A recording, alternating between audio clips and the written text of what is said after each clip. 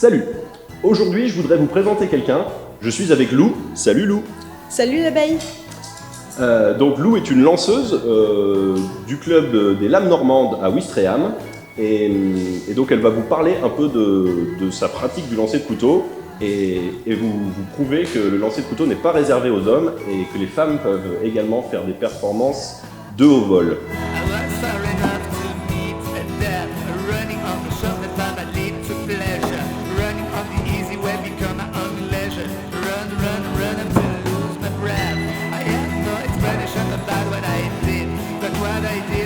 Alors Lou, depuis combien de temps lances-tu des couteaux? Donc à l'heure actuelle, ça fait maintenant 2 ans que je lance des couteaux. Donc tout a commencé lors d'une initiation sur un festival de tatouage. Il n'y avait que des hommes, donc j'ai pas osé lancer, justement, d'où les clichés dont on parle aujourd'hui.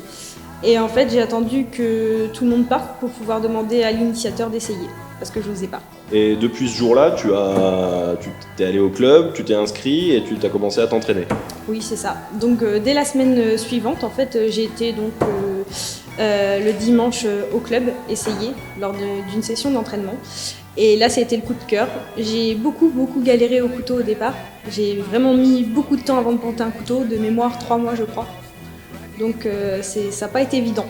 Ok, d'accord, bah, tu as mis 3 mois à planter un couteau, il y a 2 ans, et maintenant tu es championne du monde parce que tu viens de gagner le titre de championne au lancer de couteau au championnat Euro Throwers 2019.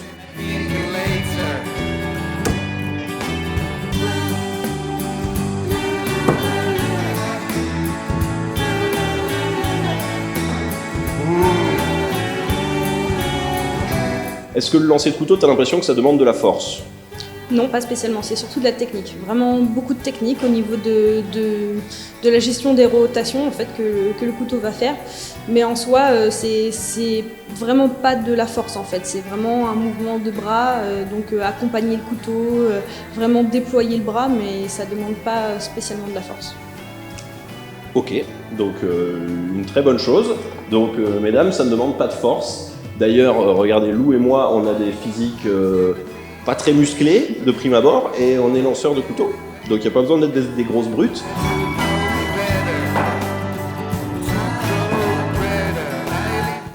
Autre chose, Lou, parce que tu es sur la chaîne de l'abeille métallique, est-ce que tu pratiques le lancer no spin? Alors oui, mais moins que le lancer de rotation, parce que c'est une technique que je trouve vraiment difficile. C'est le cas. Exactement. Et en fait, c'est vrai que quand on s'entraîne beaucoup à la rotation, on a tendance à pas avoir le bon geste pour le no-spin et c'est très difficile à corriger quand on commence par la rotation et pas par le no-spin dès le départ. Et c'est très difficile d'être bon dans les deux de toute façon. Exactement. Il y a des lanceurs qui sont plus spécialisés dans l'un, dans l'autre.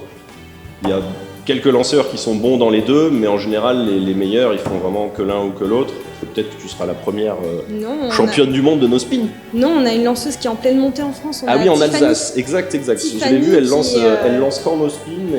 Vraiment, qui a fait des bons scores lors des précédentes compétitions en no spin. Elle est en pleine montée et je suis persuadée qu'elle va briller au no spin. C'est chouette, j'espère qu'on aura l'occasion de l'interviewer sur la chaîne de l'abeille métallique.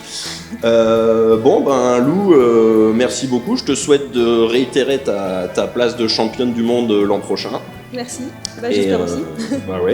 Et de conserver ton statut, et puis à la prochaine. À la prochaine.